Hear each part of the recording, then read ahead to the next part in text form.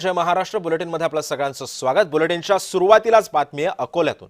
अकोल्यामध्ये महापौरपदी भाजपच्या शारदा खेडकर अकोल्यामध्ये भाजपची सत्ता स्थापन होणार आहे। ठाकरे गटाच्या सुरेखा काळेंचा त्यांनी पराभव केला होता। त्यामुळे अकोल्यामध्ये महापौरपदाची भाजपच्या शारदा खेडकर यांची नियुक्ती होतीये। भाजप सत्ता स्थापन करते अकोल्यामध्ये। अकोल्यामध्ये ठाकरे गटाच्या उमेदवाराचा त्यांनी पराभव केला होता आणि या संदर्भामध्ये अधिक माहिती जाणून घेऊयात। माझ्या सहकारी वर्षा मोरे सध्या आपल्या सोबत जोडल्या गेलेल्या आहेत। वर्षा, भाजप सत्ता स्थापन करते अकोल्यामध्ये, काय माहिती आहे आणि सध्या तिथलं चित्र कसं आहे?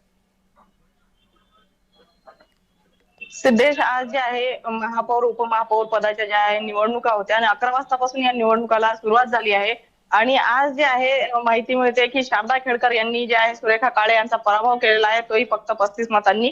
आणि कुठेतरी जे आहे आपण आता या ठिकाणी पाहू शकता सर्व गर्दी आहे।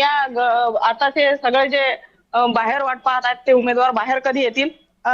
जे आहे शारदा खेडकर यांना 45 मतं मिळाली होती आणि त्यामध्ये जे आहे 35 मतांनी त्यांनी सुरेखा काळे यांचा पराभव केलाय। कुठेतरी बैठका झाल्यात, नंतर चाय पे चर्चा सुद्धा झाली। 2 दिवस जे आहे चाय पे चर्चा ह्या सर्किट हाऊसवर झालेल्या होत्या। काँग्रेसनी जे आहे त्यांनी नेहमी यांच्या बैठका सुद्धा घेतल्या, परंतु कुठेतरी कमी झालेलं इथे पाहायला मिळतं। आणि आज जे आहे बंडखोर नेते जे भाजपचे जे होते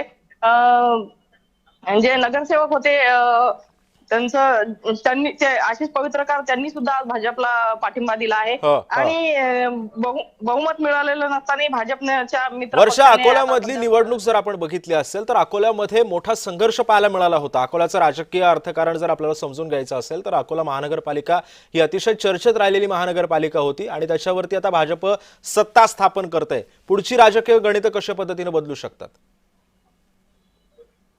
सिद्धेश, भाजपनी आणि महाविकास आघाडीने अत्यंत जे आहे सत्ता राखण्याची किंवा आपल्याकडून पूर्ण नगरसेवक असण्याची त्यांनी संपूर्ण आतापर्यंत जे आहे धडपड दाखवली। आणि काल रात्रीपर्यंत जे आहे काँग्रेसच्या म्हणा शिवसेनेची ज्या बैठका ज्या चालू होत्या त्या त्यांनी काल दावा सुद्धा केला होता की 41 जे आहे ते नगरसेवक सत्ता स्थापनेसाठी लागतात, त्याच्यावरती आमच्याकडे 2 नगरसेवक आहेत। पण आज कुठंतरी जे आहे भाजपने आपली सत्ता राखली आहे आणि भाजपच्या ज्या शारदा खेडकर आहे त्यांनी महापौरपदी जे आहे त्या निवडून आल्याची माहिती मिळते आहे। सिद्धेश, नक्कीच धन्यवाद वर्षा, तुम्ही दिलेल्या या सविस्तर माहितीबद्दल। यानंतरची बातमी आहे नागपुरातून, कारण नागपुरामध्ये सुद्धा आता अशाच पद्धतीचा काहीतरी प्रकार उघडकीस येतोय। कारण नागपुरात ओबीसी नगरसेवकांवरती अपात्रतेची टांगती तलवार पाहायला मिळते। आरक्षण मर्यादा